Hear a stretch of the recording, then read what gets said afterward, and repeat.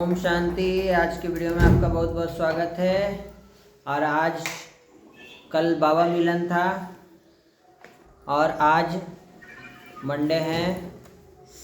आज देखेंगे बाबा ने हम बच्चों को क्या कहा है। कल तो बाबा ने हम बच्चों को क्या कहा, संस्कार को चेक करने के लिए कहा। अच्छे संस्कार से अच्छा संसार बनेगा, बुरे संस्कार से बुरा संसार बना दिया रावण। माया रूपी चूहा ने हम बच्चों को ही पिंजड़ा में बंद कर दिया, अपने निकल गए। उल्टा हो गया। चूहा को पिंजड़ा में बंद क्या करेंगे कि चूहे हम लोग को चूहा बना दिए। तो बाबा ने हम बच्चों को उस पिंजड़े से निकाल दिया है और अच्छे संस्कार भर रहे हैं। तो आज का कहानी देखेंगे। बहुत समय पहले की बात है। एक गांव में धर्मदास नाम का एक समझदार और अनुभवी व्यक्ति रहता था। आएगी, आ जाओ, तुम लोग दोनों भी आ जाओ।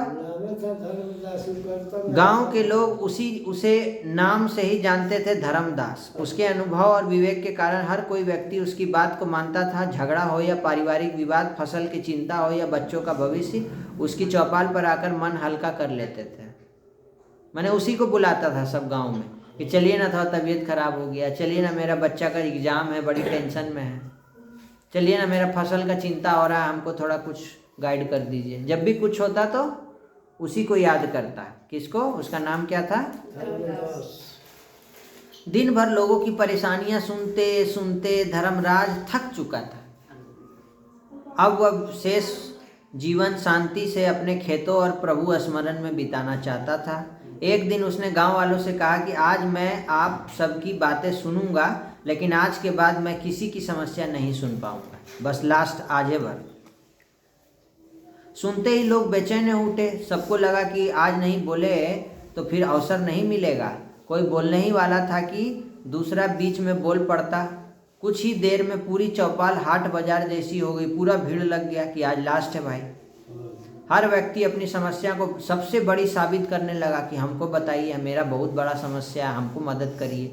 आखिर धर्मदास ने ऊंची आवाज में कहा, शांति रखो, अपनी अपनी समस्या कागज पर लिखो और यहाँ डाल दो दान पेटी में। सबने वैसा ही किया। धर्मदास ने सभी कागज एक मिट्टी की हांडी में डालकर मिला दिया और कहा कि अब यह हांडी सबके बीच में घूमेगी और हर व्यक्ति एक पर्ची निकालेगा, उसे पढ़ेगा और सोचेगा कि क्या वह अपनी समस्या छोड़कर यह समस्या अपनाना चाहता है। तो एक एक करके सबने पर्चियां निकाली। किसी की पर्ची में बेटे की बुरी लत थी, बेटा बहुत मोबाइल चलाता है, बेटा मेरा खैनी गुटखा खाता है। और किसी में भारी कर्जा का लिखा हुआ था, किसी में बीमारी, तो किसी में टूटा हुआ परिवार कि मेरा परिवार टूट गया है, मेरे परिवार में खाली झगड़ा होते रहता है, कुछ हल बताइए, समझाइए। ऐसे ऐसे पर्ची निकल रहा था। तो पर्ची पढ़ते ही चेहरे उतर गए सबके कि कैसा पर्ची निकल रहा है। दुख को थोड़ी अपनाएंगे हम। मान लीजिए कोई डाला है कि मेरे परिवार में बहुत कष्ट है, ठीक है, ये था। लेकिन कोई दूसरा डाल दिया कि उसका बेटा नशा करता है, तो उसको पर्ची निकला कि उसको बेटा को नशा करना है। तो क्या वो दुख को वो अपनाएगा? कोई नहीं तैयार हो रहा था अपनाने के लिए। आखिर सबने पर्चियां वापस रख दी उसी घड़े में। धर्मदास ने शांत स्वर में कहा कि अब बताओ, क्या अब भी तुम्हें लगता है कि सबसे बड़ी समस्या तुम्हारी ही है? सब चुप थे। आज उन्हें समझ आ गया था कि हर इंसान अपने हिस्से का संघर्ष जी रहा है, हिस्से का दुख मिल रहा है उसको, कर्मों का फल। लौटते समय सबके मन में संतोष था कि उनकी परेशानी इतनी बड़ी नहीं थी जितना वो सोचते थे। इसीलिए भाई, हर व्यक्ति जीवन में समस्या तो होती ही है, लेकिन दूसरों के दुख देखने से अपना दुख छोटा लगने लगता है। अगर एक बोला था कोई कि अगर आपको अपना दुख बड़ा लगे ना, तो दूसरों का दुख देख लेना, तो आपका दुख क्या हो जाएगा। ईश्वर ने जो तुमको दिया है उसी में आभार व्यक्त करो, उसी का धन्यवाद करो ईश्वर से। जो भी दिया है उसी में खुश रहो, संतुष्ट रहो, संतोष धारण करो। ये है आज की कहानी। क्या सीख मिला आज की कहानी से? जो भी से संतोष करना चाहिए, है ना। अपने दुख को बड़ा मत दिखाओ। मेरा दुख बड़ा तो बोलता मेरा दुख बड़ा। सामने वाला को देख लो, तब आपको पता चलेगा कि अरे इसका दुख तो मेरे से भी, इसका तो बेटा एकदम पी के सुतल रहता है इसमें नाली में, मेरा तो फिर भी कम है, सास बहू का चक्कर है, घर में थोड़ा प्रॉब्लम है, ऊपर नीचे है, इसका बेटा तो एकदम बर्बाद हो रहा है, तो इसका दुख ज़्यादा बड़ा कि मेरा, तो उसका दुख कम हो गया। तो ये है आज की कहानी का सार। देखिए आज बाबा हम बच्चों को क्या बोले हैं। बाबा ने आज कहा शिव भगवान हूँ आज, मीठे बच्चे तुम मुझे याद करो, प्यार करो, क्योंकि मैं तुम्हें सदा सुखी बनाने, ये है सार। जो बच्चे गफलत करने वाले होंगे ना, वो बोले तकदीर में होगा तो कर लेंगे, तकदीर में होगा तो फर्स्ट आ जाएंगे एग्जाम में। कौन लिखेगा, कौन याद करेगा? साइंस मिस याद करने दी है, मॉरल वैल्यू याद करने दी है, हिंदी का याद करने दी है, एसएसटी का याद करने दी है, कुछ नहीं याद करना है। और लास्ट में बोलेंगे भाग्य में होगा तो परीक्षा दे देंगे, फर्स्ट आ जाएंगे। तो ऐसे होगा? तो ऐसे जो बच्चे गफलत करते हो ऐसे ही बोलते, इसीलिए बाप कहते बच्चे ऊंचा पद पाना है तो पुरुषार्थ करो, गफलत मत करो, बचपन के दिन भुला नहीं देना। फिर धारणा में बाबा ने कहा खुशी में रहने के लिए याद की मेहनत करनी है। याद का बल आत्मा को सतोप्रधान बनाने वाला है। आज बाबा याद में बहुत फोकस है। जब मोबाइल का बैटरी डिस्चार्ज हो जाता है तो क्या करती है? क्या करती है? लगाती है ना।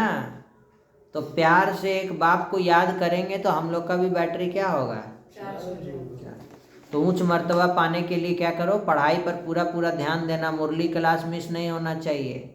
मैं मुरली शुरू हो जाए तो यहाँ आके बैठ जाओ, समझी? मुरली पूरा सुनो, अच्छे से सुनो। ऐसे नहीं कि जो तकदीर में होगा, गफलत छोड़ो, पूरा वर्षे का अधिकारी बनना है। वरदान है हद की जिम्मेवारियों को बेहद में परिवर्तन करने वाले स्मृति स्वरूप नष्टो मोहा भव। हद की जिम्मेवारियां बहुत है, उसको बेहद में परिवर्तन कर दीजिए कि अब ये बच्चे किसके हैं? बाबा के। कौन देखेगा? तो हमसे अच्छा बाबा चलाएंगे ना। तो बाबा के बेहद में चल जाइए तो आपका सब काम अच्छा होगा। नष्टो मोहा बनिए। नष्टो मोहा बनने के लिए सिर्फ अपने स्मृति स्वरूप को परिवर्तन करो। मोह तब आता है जब यह स्मृति रहती है कि हम गृहस्थी हैं, हमारा घर, हमारा संबंध, हमारा बेटा, हमारा घर, हमारा गाड़ी। अब इस हद की जिम्मेवारी को क्या बना दो? बेहद की जिम्मेवारी में परिवर्तन कर दो। बेहद की जिम्मेवारी निभाएंगे ना तो हद की स्वतः ही पूरी हो जाएगी। लेकिन यदि बेहद की जिम्मेवारी को ही भूल जाएंगे, सिर्फ हद की जिम्मेवारियां ही निभाते रहेंगे, सिर्फ हम लोग को घरे में दिन जाएगा, बंधन मुक्त नहीं बनेंगे, सेवा नहीं करेंगे, तो उसे और ही बिगाड़ते हो, क्योंकि वह फर्ज है, मोह का मर्ज हो जाता है। इसीलिए अपनी स्मृति स्वरूप को क्या करो? परिवर्तन करके नष्टो मोहा बनो।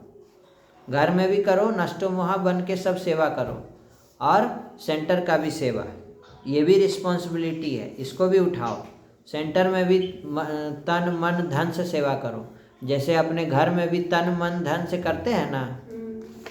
स्लोगन है ऐसी तीव्र उड़ान भरो ना जो बातों रूपी बादल सेकंड में क्रॉस हो जाए। ऐसा उड़ान भरो, ऐसे हवाई जहाज उड़ाओ जो क्या हो, कोई भी व्यर्थ बात हो वो क्या हो जाए? खत्म हो जाए, पार हो गया ना। सेकंड में वो बादल था, बीच में बादल आ गया, ऐसे उड़ रहे थे तो बीच में बादल आ गया माया का, तो उसको सेकंड में पार कर दो। अव्यक्त सारे एकता और विश्वास की विशेषता द्वारा सफलता संपन्न बनो। किसी भी कार्य की सफलता के लिए दो श्रेष्ठ भुजाएं हैं, पहला आपसी विश्वास, दूसरा एकता। एकता में बल होता है। माचिस का तिल्ली देखिए, सब एक साथ तोड़ के दिखाइए, एगो तो कोई भी तोड़ देगा। इसीलिए संगठन में योग करना बहुत ज़रूरी है, संगठन में मुरली क्लास करना बहुत ज़रूरी है। अगर परिवर्तन चाहते हो तब, उच्च पद चाहते हैं तब, जहाँ संगठित रूप में सभी का एक मत है, आपस में एक दो के प्रति विश्वास है, वहाँ सफलता गले का। देखिए घर में सबका मत अलग अलग है, तो वो घर में नर्क मचा हुआ है। वो बोलेगा कुछ, ले लड़ना शुरू, लड़ाई शुरू, हस्बैंड वाइफ में झगड़ा शुरू, बाप बेटा में झगड़ा शुरू। संस्कार भिन्न भिन्न है और रहेंगे भी, लेकिन अगर कोई का संस्कार टकराने वाला है ना, तो दूसरा ताली नहीं बजावे। ताली दोनों हाथ से बजेगा ना। आप ठीक रहिए ना, आपका संस्कार अच्छा है, सामने वाले का बहुत गलत है, आपका तो अच्छा है ना। तो हर एक अपने को चेंज कर ले तो एकता कायम रह सकती है। परिवार में एकता रहेगा, समाज में एकता रहेगा, सनातन धर्म आ जाएगा, एक धर्म, है ना। तो आज का होमवर्क है, मैं नष्टो मोहा स्मृति स्वरूप नष्टो मोहा आत्मा हूँ। और 2 शब्द ले लीजिए, ऊंच मर्तबा नीच मर्तबा। ठीक है। ओम शांति। होमवर्क बनाई है, ये रहा होमवर्क टिया का। यहाँ भी है, 2-3 पेज बनाए, 3 दिन का होमवर्क है। नानी घर गई थी ना, सब लिख के रखी है। अरे मेरा ये सेजल का है, इसमें भी स्लोगन लिखा हुआ है। हाँ, the less you are in doubt the more you are at peace. इसमें कहा गया है जितना शक करेंगे दुखी रहेंगे। हाँ, जितना शक करेंगे उतना दुखी रहेंगे, इसीलिए डाउट नहीं करना है कोई चीज़ में। जो होगा बहुत अच्छा है। एक बाबा की याद से श्रीमत पर चलना है। ओम शांति। सबका भला हो, सब शांत रहें, सुखी रहें, निरोगी रहें, नशा मुक्त रहें। चलिए 1 मिनट बाबा को याद कीजिए। चलो यहीं आंख बंद करो, आंख बंद, साइलेंट।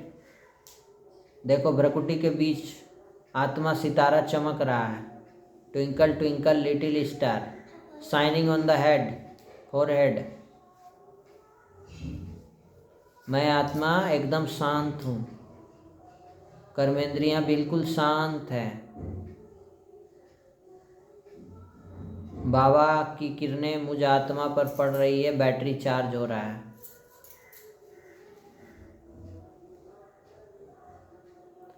बीच में माया आ रही है तार काटने के लिए, माया को दूर से ही भगा दिए हैं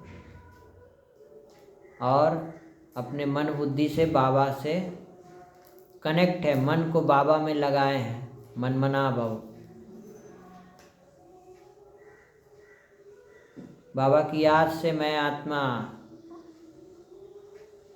गुणवान बनती जा रही हूँ। सारे पुराने संस्कार जलकर राख हो गए हैं।